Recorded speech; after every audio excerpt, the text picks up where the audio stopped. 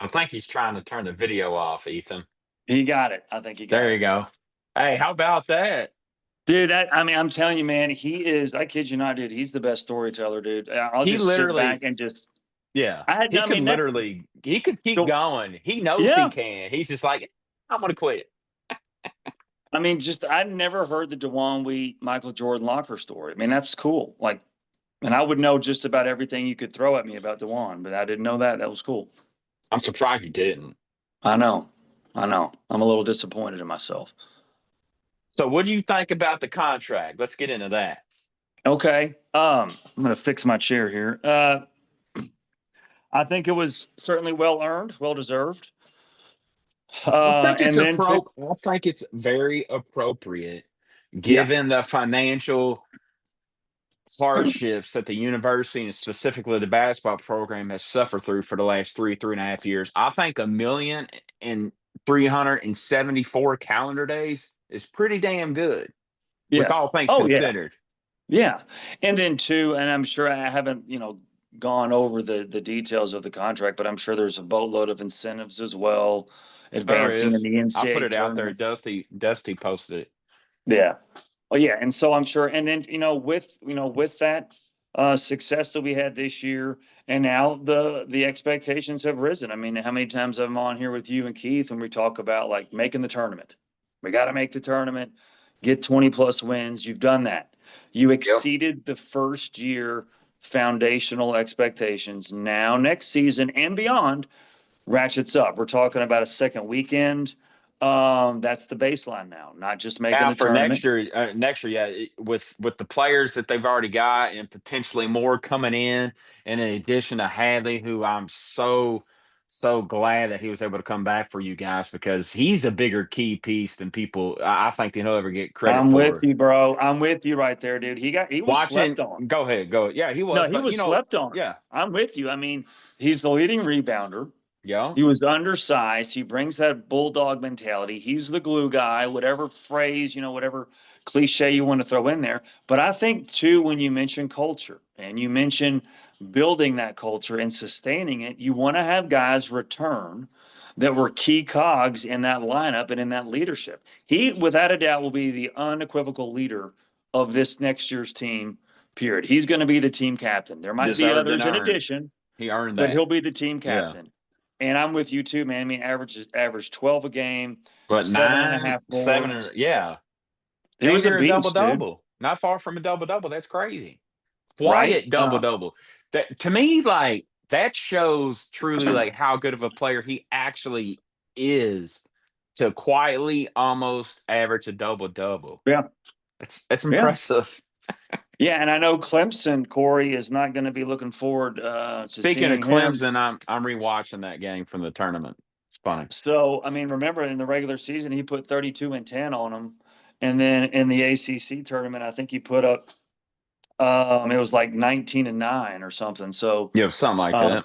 and there was those stretches where like Louisville were kind of gotten some offensive lulls, but he'd hit a three or he'd back his man down. And again, he was Yeah. undersized at the four, but he would make it work. And so I'm glad that he's back. I think Case and Pryor will be back. I do think the ship has sailed with Nate Ament. I think the Speaking of vibe, that, man, yeah, eh, the vibe I eh, got from eh, the fan base yeah, is like, we're all right, make a decision, dude. And you haven't yeah. already. It's time to move on. I know. I get where the standpoint of it is from because it's now more of a business in this day and age, excuse me, than ever before. And I get it's like contract leverage this, contract leverage that, but like, bro, Yeah, you're not going to come on. get much more than you're already getting offered. And it's almost like, eh, eh, Yeah, eh. and there's always a period for that, dude. Like you said, it's in contractual, it's business like now in the college game. But how many months do you need to up the price? How many months do you need to negotiate? Like, dude, make a decision. And then too, like schools like Louisville and even, other schools like Duke or Arkansas, like you want to be able to plan your roster accordingly. And all the schools in the running have given him and his agent plenty of time to make a decision. There's no reason to still be like, you can't be undecided, dude. here mid-April. Like, come on. So I'm over it. I hope that he plays. I hope, I wish him success, whatever, except when he plays Louisville.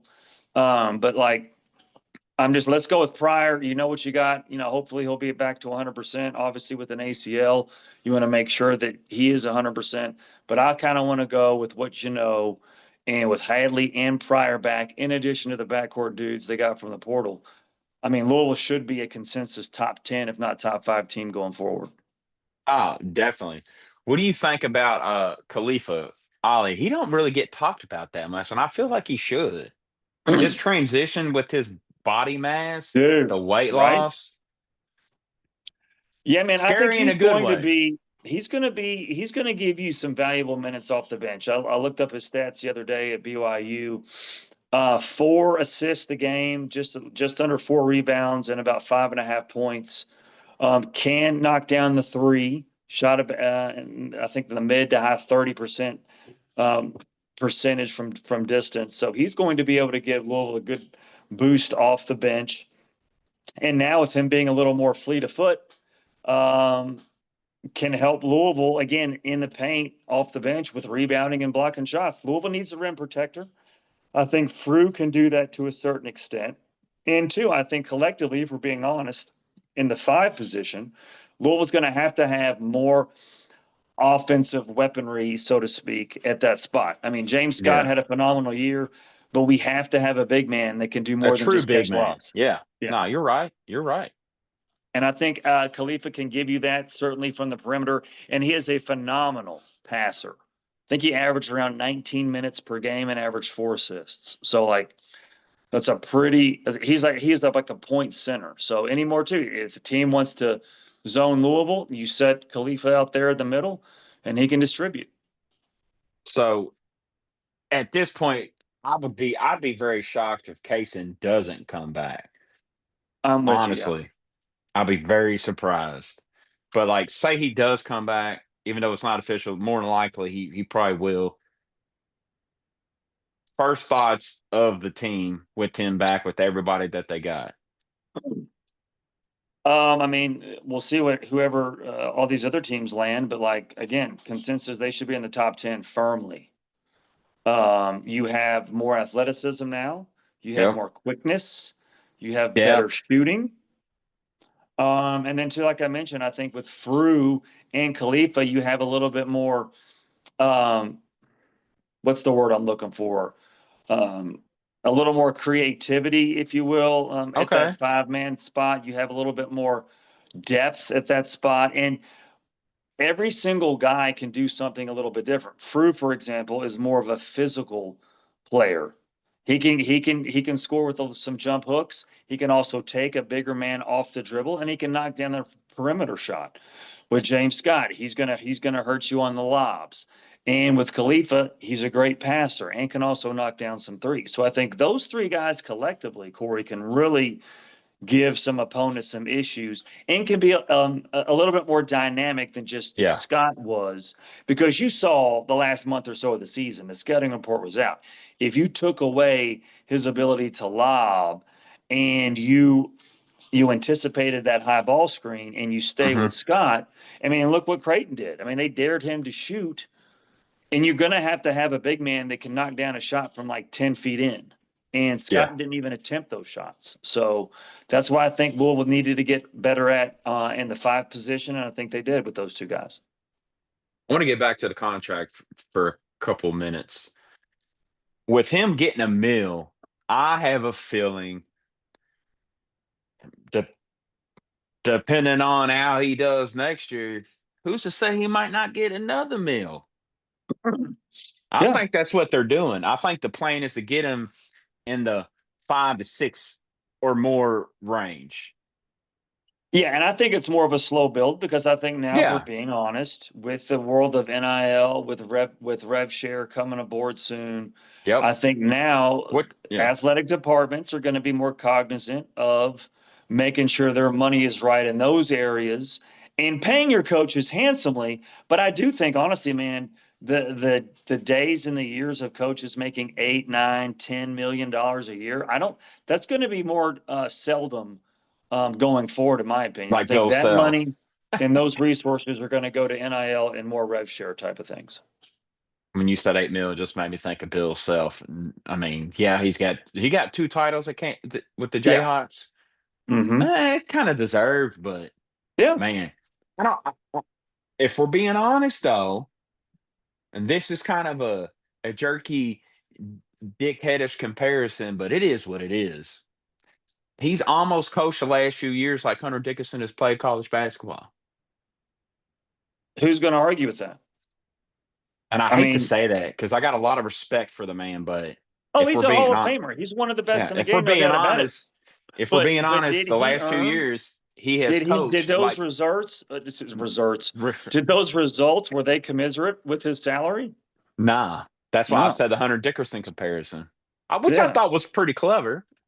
I did. Yeah. It was a little bit more clever than saying results. Yeah, definitely. I thought you said desserts at first. Well, I was thinking about desserts, and that's where I got confused. Probably because you just got done eating some. Right. I'm gonna get a All right, drumstick after this. Indies. No, like the drumstick dessert, like the ice cream. Oh, I thought you were talking about drumstick like chicken. I was like, what? Oh no. Now, Andy's is on point. Don't get me wrong, but I'm on the dessert menu right now. All right, a few more things before we end this. What do you think? It's obvious they already got the pieces.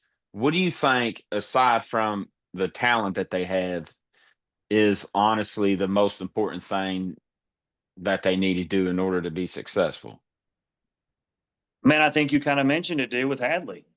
I think with those guys returning, I Okay. mean, you have James Scott coming back. You have Hadley, more than likely Pryor. You also have Kobe Rogers, who redshirted alongside Ali Man, I Khalifa, forgot all about him. Forgive right? me, Kobe. I'm sorry, bro. No, man, and he's a hooper too. I mean, the He backcourt is is. going to be crazy deep, and I think the more guys you can have come back on that roster that really kind of solidifies that foundation, keeps solidifying the culture that Kelsey's building, the more the better.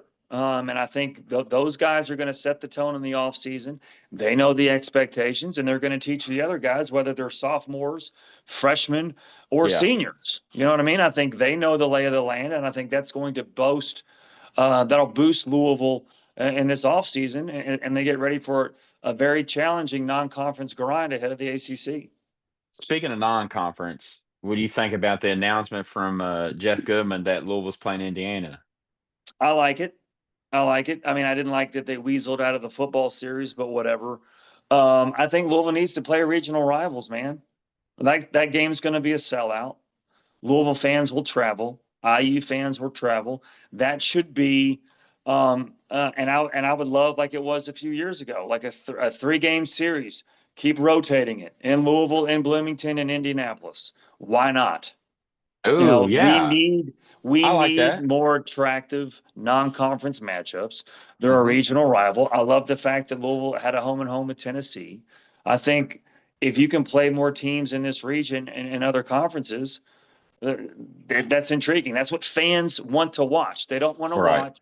You're going to have your cupcake games, whatever, and that's fine. You need some warm up games, but I think you really, to get prepared for conference play and for March, months down the road, you need to play a variety of tough teams. And I don't think Louisville's going to be playing in a tournament like they were in Atlantis. So they're going to have to they're going to have to schedule. And I think that once the non-conference schedule is completed and is announced, Louisville's going to have several good tests. And speaking of non-conference, I'm going to get back to last year's. It's crazy to say last year's, but this past season's non-conference. I don't think people realize how tough of a non-conference schedule that Kelsey, Hurd, and those people that helped make the schedule actually put together for a first year. That was pretty dang on tough. Yeah, man. I mean, you knew that the Atlantis field was going to be tough, but then you throw in, Ole Miss with the SEC ACC challenge, and then you Yeah. have, of course, like I said, Tennessee. Cars are going down to Knoxville this season. And then you have potentially a home and home with St. John's, and then you have a game with IU. I mean, so I love the fact that in Louisville, look, Team down the road. Team down the road. yeah. See, you got that. You got that. And listen, you talk about Louisville exceeded expectations this year, but something that I've said on LSL a time or two. The expectations have changed second weekend or beyond for the tournament, but you got to beat your rival, dude. You got to beat your rival on the home court. If you want it to be a true rivalry, then you have to hold your part of the bargain up in that. And I know Kelsey has said the same thing. And so while the rivalry is great with the fans, it's Yeah. not on the court because the team up the road always wins. So as much as as much as it's annoying to hear Duke and UNC and ESPN hypes them all up, but it's still an evenly matched rivalry. And I think I threw this stat out to you weeks or months ago. The last time Louisville won in Rupp was 2008. That's terrible. Exactly. It's terrible. And I make so, it. It's bitter beer face. yeah, man. And how can we talk about this being a rivalry when Louisville, especially when Calipari was there, was so dominant in it? And Louisville, it's time for Louisville to ante up. They did in football. They've done it in baseball. They've done it in volleyball. They've done it in women's basketball until this past season. It's time for the men's basketball program to start beating their rival more. So we'll see what happens. But yeah, to your point about the non-conference scheduling, man, fans want to see it, and I'm glad. Yeah. And that doesn't include whoever the opponent's going to be for Louisville in the SEC ACC challenge. And I hope that it's somewhat of a challenge, not like a laying down format where it's just an SEC invitational and they're going to win everything. So Louisville will probably be on the road against an SEC opponent. And if you kind of look at how they're scheduled, I mean, they usually, Corey, they look at those preseason polls and they try to like match up the teams Yeah, they with do. how good they're going to be. So you would have Yeah. Duke and Florida, and you're probably going to have Louisville versus either Auburn or Alabama because Louisville's going to be the second best team again. And you would think Auburn and By Alabama would far. probably be the second best team as well. Now you could see the storylines if ESPN picked Arkansas. Mm, I mean, going down to Fayetteville. I I mean, would yeah, love that. yeah, That. dude. Oh. Oh, Oh. oh my gosh. Maybe Kenny Payne would like wake up from a nap to kind of Would like, you make that trip? man, not during the week. I'll be honest, You not can during the call it. week. You could do a sick day for your job. You do a Man, sick day. see, it'd be like a 9 o'clock tip off. Man, I wouldn't be able to mess with that. Now, if it was for some reason on the weekend, I probably would try, but not during the week. Not on a Tuesday night at 9 o'clock. I can't mess with that. So you mentioned St. John's, and you and your guys in the morning show crews have pretty much said the same thing. Like just like everybody, a lot of people really truly think that Patino is going to get this, play Louisville at St. John's, and then retire. I want to hear what you think about that part, and then two on the back end with the Patino and St. John's deal. How much do you honestly think it would mean to the fan base and to you as a Louisville fan for Patino to actually come back and play against Louisville at the Yum Center? Well, I mean, your first question first. I don't think he's going to retire in 2 years, man. He's I hope he's you he's don't. all over the place. He just took a trip to Italy for 48 hours to look at a couple of international prospects. Flew back to the That's where Final he went. Four. That's where Yeah. he went. Okay, I didn't know So, where but he like went. he's not going to be done. And I think he would want to come back to Louisville. I think he's done a better job of trying to mend that fence. He won't totally get back in my good graces until he donates to Louisville football's NIL like he did for the team up the road. So if he does that, then he would be all as well in terms of how I would feel about him. Not that anybody cares, but like I think too, it would mean a lot for Patino and the fans to see him because I he think would it'd be have a emotional closure. absolutely, and he would get a warm reception, and then it would be great if Louisville beat him. And so, um, you know, with the ACC, it looks like on paper, I mean, hell, it couldn't be any worse, but it looks like on paper that the ACC will be improved quite a bit going into next season. Louisville's going to have to schedule a bunch of really good non-conference teams to boost up their resume. And I see no reason why St. John's isn't going to be a national player with Pitino as the coach. So Mhm. you have all the storylines in place.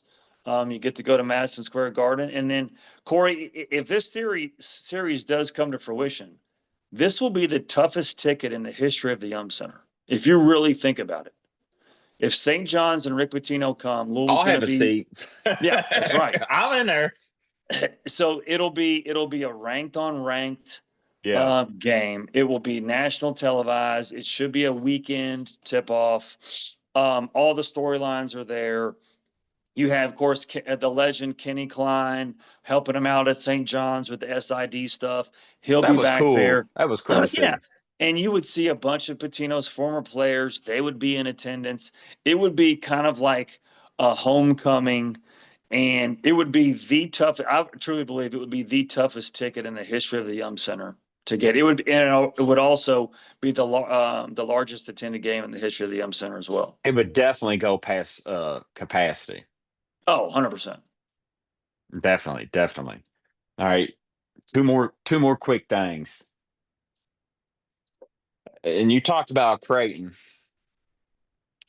Other than what you mentioned, what do you think was one of the other main things that they did wrong in that game? Because to me, it almost looked like they kind of were befuddled They and were. like I wouldn't say scared, or maybe you can startled, like, or use all those words in one. They just, I don't know. They looked I don't mentally think they weak, were and scared, Corey. I'm not saying nothing bad about them because they did a lot of good. But you Yeah. get what I'm I trying to don't I don't say? think they would be scared. Okay. I think the communication failed them because there were Hmm. so many times on those screens where they were like looking at one another, pointing like I thought you had it.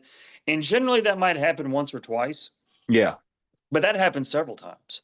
And Hmm. Creighton made them pay for the miscommunications. And it was just like it was one of those things they put down a masterful game plan and they executed it, and Louisville didn't. And so, but when you had the all Big East Kalkbrenner there down there in the middle, he altered so many shots, blocked several more shots, and then on top of that, they capitalized on Louisville's miscommunication. And so, when you gave up so many offensive rebounds, and you didn't hedge out on those ball screens, you didn't switch, or when you did switch, it was too late, time and time and time again. Good teams make you pay for those mistakes, and that's exactly what Creighton did. I think defensively, to answer your question, that was what the breakdown was. And it Gotcha. was just the miscommunication and something that I hadn't seen a whole lot of since, early on in that season. Now, with the players that aren't coming back, that are out of eligibility, would you venture to say that one of them at least may or may not become a coach somehow on the staff? Because it's been kind of made clear that some aren't playing basketball anymore. However, I also personally believe that some guys realize how much they like Louisville now that they're done playing and how much they meant to the city and stuff. What do you think about that? I mean, I think certainly Chucky and Rain were going to go, and then Terrence for now will try the professional route, and I think they'll have very successful careers wherever they land. I think it I may end cer- up being overseas for Terrence, at least for a little bit. yeah, yeah, and then I And think there's I think nothing wrong with Rain. that. Nothing wrong No, with that. absolutely, yeah, making six figures playing ball, sign me up for Housing that, paid for. right? I think Rain could be a coach coming back. I think he'd be a good coach. I do too. I do too. And so, Great coach, um, actually. yeah, I think they're probably a couple years off, but you're onto something with them, and the love that they have for the city and the community. I certainly think, how they do, like when Donovan Mitchell comes back or whatever. Yeah. Those guys are going to get a rowdy reaction from the fans when they come back and are announced on that jumbotron. All right. Final thing. overall personal fan Ethan, not sports media Ethan, fan Ethan, overall thought of the season. I'm gonna give them a solid A. I would have given them an A plus had they won the first game in the NCAA tournament. An A for me because more importantly, what you saw from November to March was totally different. So what did that tell you? It told you that this team drastically improved, and Mm-hmm. they improved despite all of the injuries. And I think, with Corin Johnson, we saw him for 2 games. He was projected to be a combo guard and to give Chucky a break at the point. He was also one of the sharpshooters outside of Rain that was going to be counted on to knock down threes. And then Cason Pryor, after the 7 games that he played, he was going to be that linchpin defensively. Louisville didn't have them. And so the rotation was shorter, but the team stepped up collectively. And so for me, I'm going to give them an A. The 27 wins, the most wins in the history of Louisville basketball for a first-year coach. 18 wins, the most ever in the ACC and the most ever in a conference regular season. The first time in a decade that Louisville's been a member of the ACC, they went to the ACC tournament championship game. And so, a double bye, advancing to the ACC tournament. So, championship. So, like all of those things, man, and more importantly, they got the swagger of the fan base in the city back. People are Mm-hmm. rocking their Louisville stuff with Yeah. pride now. They're not embarrassed. Um, they played their butts off night in, night out. They made the city proud. They made the fans proud, and they laid the foundation for greatness going forward. And like I said earlier, man, like we had the baseline expectations of 20 wins and making the tournament. Now we're ratcheting it up. Now it's Yep. the second weekend. Now it's 25 plus wins. Now, the expectation is for a double bye once again in the ACC tournament. So, going forward, um, and I think the staff embraces that as well. Going forward, I mean, that expectation is to make runs now every March. You forgot to mention the one person they made the most proud, and that's your buddy Corey Alexander. See, look, and with the team being so much improved, like all of those like secondary newsworthy items, like they're not in focus anymore, right? Because 2 years ago we were Better not talking be. about Yeah. what stupid things the last coach had said, who was spouting off these ridiculous talking points and all that stuff. We're more focused on basketball. We're talking about, what did you think of the season?